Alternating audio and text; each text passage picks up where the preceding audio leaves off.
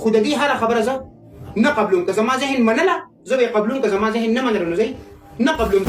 که چېرته د یو انسان عقل د احادیثو د رد کولو او یا د قبلولو دپاره موږ تله وټاکو، نو بیا دا دین چې دی موږ په کوم عقل باندې وتلو؟ په هغه عقلونو باندې چې د یونان د فیلسوفانو هغوی دا نظر و چې د انسان غلام کول دا یو طبیعي کار دی، او که یا د 21مې پیړۍ چې کوم عقلانیین دي چې هغوی هرې فحشا او زنا او د ټولو بدو کارونو ته چې دی د شخصي ازادۍ په نوم باندې پیژني، او که چېرته ستا په عقل باندې دا ستا خواته چې څوک ناست دی او تا ته ویډیو ریکارډ کوي د هغې عقل ستانه مختلف دی. نو موږ څنګه یو حدیث چې الهي وحی ده هغې دپاره معیار او تله عقل ګرځولی شو چې هغه هر وخت بدلیږي را بدلیږي، او هغه داسې یو جهاز یا پروګرام نه دی چې هغه ثابت قدمه وي او همیشه چې دی یو شانتي، بلکې د وخت او دغه رنګي د معاشري او د شخصي غوښتنو خواهشاتو هغې باندې لوی اثر وي، د هغې وجې نه چې هغه وخت تر وخت تغییر کوي. که چېرته موږ یو حدیث راوالو او یو لیبرل ته پیش کو او بیا هم دغه حدیث راوالو داسې یو انسان ته پیش کو چې هغه د حدیث په حجتیت باندې ایمان لري، همدغه حدیث راوالو او د یو فیلسوف په عقل باندې پیش کو، نو موږ به چې دی درې مختلف حکمونه ترلاسه کو.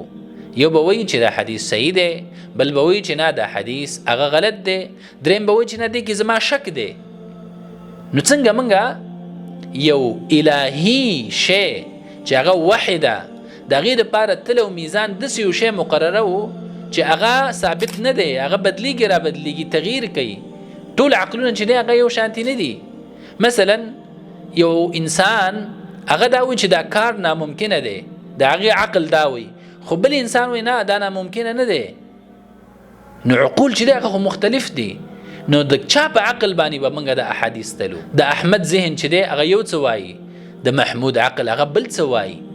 نو بیا خو به دا داسې شي چې هر انسان به د خپل عقل مطابق چې دی د دین تشریح او شرح او بیان کوي. بل د انسان چې دی هر وسیله هغې دپاره یو محدود کار دی او هغه د هغې نه غیر بل کار نشي کولی. مثلا سترګې دي په دې باندې موږ لیدل کولی شو، په دې اورېدل نشو کولی.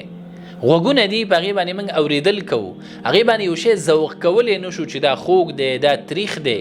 دغه رنګې عقل هم چې دی هغه یو محدود ځي پورې کار کوي، هغې نه اخوا چې دی هغه کار نشي کولی.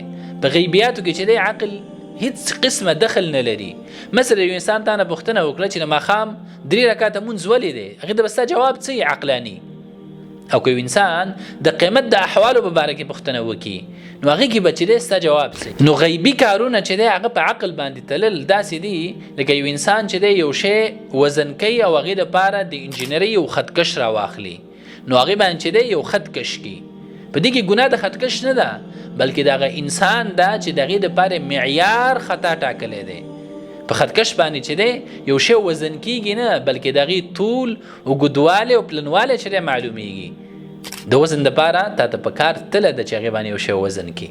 زما محترم ورونو، دا خلک چې دی دا اصل کې د قرآن کریم نه هم منکر دي، خو د دې اعلان نشي کولی، خلکو د ویلی نشي. د دې ورسره دا یره ده که چېرته موږ دا ووایو نو خلک موږ سره دا نه مني. نو د هغې دپاره چې دی حله دا ټاکلې ده چې د قرآن عظمت بیان کړي او احادیث چې دی په دې سره رد کړي، وایي چې یاره دا خو د عقل خلاف دي، دا د قرآن خلاف دي.